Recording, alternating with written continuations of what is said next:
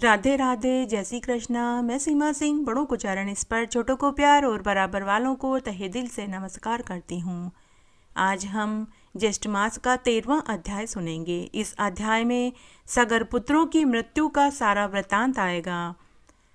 अब तक हमने 12 अध्याय सुने हैं। अगर आपका कोई भी अध्याय सुनने से छूट गया है तो डिस्क्रिप्शन बॉक्स में मैं उनका लिंक छोड़ दूंगी। आप वहां से अपना छूटा हुआ अध्याय सुनकर पुण्य लाभ कमा सकते हैं। और अगर आपको ये अध्याय अच्छे लग रहे हैं तो इसे ज़्यादा से ज़्यादा लाइक करें, अपने दोस्तों और रिश्तेदारों में शेयर करें ताकि उन्हें भी ज्येष्ठ मास का महात्म्य सुनने का संपूर्ण फल प्राप्त हो। और हमेशा की तरह अगर अभी तक आपने मेरे चैनल को सब्सक्राइब नहीं किया है तो कृपया मेरे चैनल को सब्सक्राइब करें ताकि मेरा आगे आने वाला वीडियो सबसे पहले आपको मिले। धन्यवाद। अब हम 13वां अध्याय सुनेंगे। स्कंद मुनि कहने लगे कि हे ऋषि मुनियों, जब इंद्र ने यज्ञ का सारा वृतांत विष्णु भगवान से कहा तब भगवान विष्णु मन से ध्यान कर इंद्र से बोले कि हे इंद्र, मुझे और समर्थ शिवजी को भी उन लोगों ने यज्ञ में नहीं बुलाया, इसलिए मैं तुम्हें एक उपाय बताता हूँ, तुम वही उपाय करो। हे सुमंत, मैं तुमको अदृश्य कर देने वाली एक विद्या देता हूँ। तुम पवित्र होकर उस विद्या को ग्रहण करो और निर्भय होकर फिर जहाँ भी जाओगे उस विद्या का जाप करो। सावधानी से यज्ञ के घोड़े को हरण करो और उसी तरह मौन पूर्वक कपिल मुनि के आश्रम में जाकर उस यज्ञ के घोड़े को छोड़ दो और तुम वापस स्वर्ग में अपने लोक में आ जाओ। अन्यथा यज्ञ के बल से बलवान्वित होकर हम सब मारे जाएंगे। भगवान के वचन सुनकर इंद्र ने विधिवत स्नान किया और अदृश्य कर देने वाली विद्या को ग्रहण किया। सबसे पहले मधुसूदन भगवान को प्रणाम किया और पूछा कि हे भगवान, कपिल मुनि कहाँ मिलेंगे। श्री विष्णु भगवान बोले कि कलिंग देश से पूर्व की तरह पृथ्वी के अंदर गुफा में कपिल मुनि के पाताल के समान भूग्रह बना रखा है। उसी भूग्रह में ध्यान अवस्था में होकर कपिल मुनि तपस्या कर रहे हैं। विष्णु भगवान के वचनों को सुनकर इंद्र यज्ञ के घोड़े के पास गए और भगवान विष्णु के उपदिष्ट विद्या का ऋषि देवता के सही जप करते हुए यज्ञ के घोड़े को शीघ्र लेकर चले गए। परंतु यह वार्ता किसी को भी मालूम नहीं चली, क्योंकि उन्होंने यह सभी कार्य अदृश्य विद्या को ग्रहण करने के बाद ही किया। इसलिए जब वे यज्ञ के घोड़े को हरण कर रहे थे तो वो किसी को भी दिखाई नहीं दे रहे थे। इस कार्य को होते किसी ने भी नहीं देखा, क्योंकि इंद्रदेव ने ये सभी कार्य अदृश्य विद्या शक्ति से किया।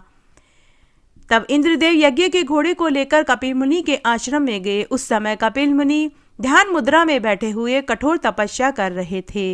इंद्र ने यज्ञ के घोड़े को वहीं कपिल मुनि के आश्रम में बांध दिया और स्वयं वापस अपनी इंद्रपुरी में आ गए। परंतु मन में उनके कई प्रकार की शंका चल रही थी। उधर यज्ञ के घोड़े के हरण हो जाने का समाचार पूरे राज्य में फैल गया। तब सभी ने राजा सगर से कहा कि यज्ञ के घोड़े को किस समय किसने हरण किया या किसी ने भी नहीं देखा। तब सभी ने राजा सगर से कहा कि हे राजन, यज्ञ का घोड़ा कहाँ चला गया, कौन हर कर ले गया। हमने किसी को भी यज्ञ के घोड़े को ले जाते नहीं देखा। रक्षकों के वचन सुनकर सगर पुत्र यज्ञ के घोड़े को खोजने के लिए 10 दिशाओं में चले गए। पूरी पृथ्वी तल के भाग को देख लिया। देवलोक देखने के लिए स्वर्ग को चले गए। इसके पश्चात नक्षत्र लोक में गए, इंद्र की पुरी में भी गए। तब संशय में पड़कर सगर पुत्र इंद्र के प्रत्येक ग्रह में गए। दूसरों के ग्रह नगर में, अटारी में, समस्त शाला में, वन उपवन द्वीप वालों के लोक में, ब्रह्मलोक में, कैलाश में, हिमवान में तथा अनेकों मेरु पर्वत, समस्त गुफाओं में, शिखरों में, गंधर्व लोक, यज्ञ लोक, पाताल लोक, अंत में विष्णु लोक में भी गए। इस प्रकार सगर पुत्र सभी लोकों में घूमते रहे, परंतु उन्हें यज्ञ के घोड़े का कहीं भी पता नहीं चला। फिर वह पाताल के लोक में गए। 7 पातालों को उन्होंने देख लिया। फिर वे निराश होकर वापस अपने महल में आए। दुखी होकर प्राण त्यागने के लिए वे तैयार हो गए। सभी काल से प्रेरित होकर वे पृथ्वी को सब तरफ से खोदने लगे। अकस्मात उस विवर में मिला हुआ 100 योजन के विस्तार में इंद्रालय के समान और मनुष्यों से रहित दिव्य गहरी गुफा को देखकर सब के सब उस गुफा में चले गए। वहां जाकर कमल की रस्सी से बंधा हुआ यज्ञ के घोड़े को देखा।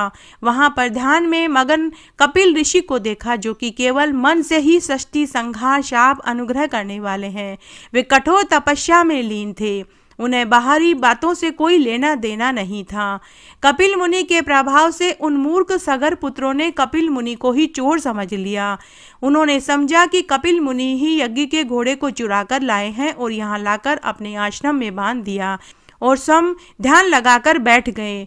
हम लोगों के भय से पृथ्वी के नीचे घर बनाकर ऋषि के समान बैठे हैं। इस दुष्ट को अच्छी तरह से बांधकर राजा सगर के पास लेकर चलो, ऐसा उन्होंने अपने नौकरों को हुक्म दिया। यह कहकर उन शूरवीर सगर पुत्रों ने बड़ा कोलाहल मचाया और कपिल मुनि को बांध लिया तथा कुछ लोगों ने उन पर संहार भी किया।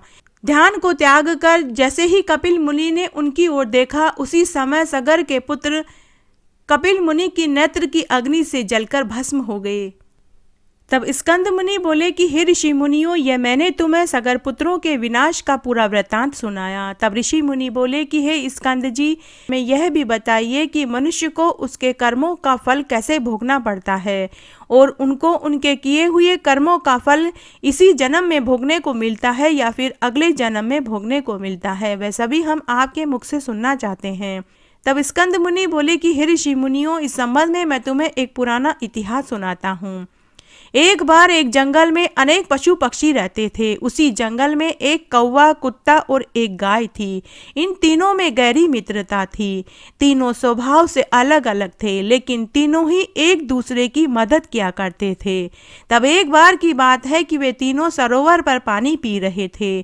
तभी वहां एक जंगली शेर आ गया। शेर को देखते ही कौवा उड़ गया और कुत्ता भाग गया, लेकिन गाय ज्यादा दूर तक भाग नहीं पाई तो वह शेर का शिकार बन गई और मृत्यु को प्राप्त हो गई।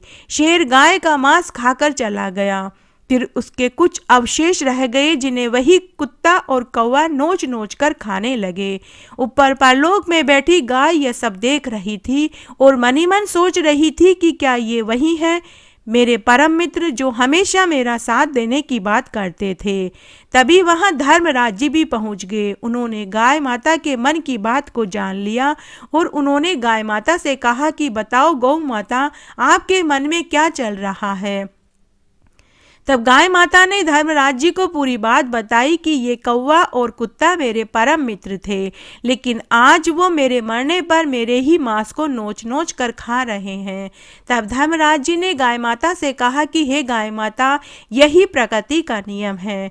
छोटे जीव को बड़े जीव ही खाते हैं, इसीलिए मित्रता हमेशा समान स्वभाव वालों में ही करनी चाहिए। लेकिन हे गाय माता, कौवे और कुत्ते का भी कोई दोष नहीं है, क्योंकि तुमने अपने पूर्व जन्म में जो कर्म किया था तुम्हें उसी का फल भोगना पड़ा है।